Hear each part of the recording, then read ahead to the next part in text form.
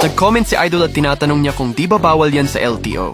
Ito nga pala yung tinutukoy ni Idol na motorcycle reflective stickers na pang-design at pang-dagdag visibility sa wheel or fender ng motor natin. Yes, Idol, hindi siya bawal sa LTO dahil kapag tinamaan nga ito ng ilaw sa gabi, mas nagiging kapansin-pansin ang motor natin.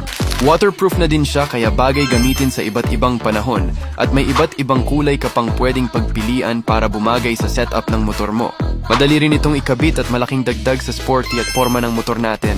Kaya kung gusto mo rin ng mas astig na look at dagdag visibility dyan sa motor mo, lalo na sa gabi, design at pangdagdag visibility sa wheel or fender ng motor natin.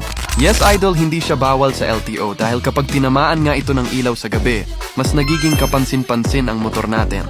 Waterproof na din siya kaya bagay gamitin sa iba't ibang panahon at may iba't ibang kulay ka pang pwedeng pagpilian para bumagay sa setup ng motor mo. Madali rin itong ikabit at malaking dagdag sa sporty at forma ng motor natin. Kaya kung gusto mo rin ng mas astig na look at dagdag visibility dyan sa motor mo, lalo na sa gabi,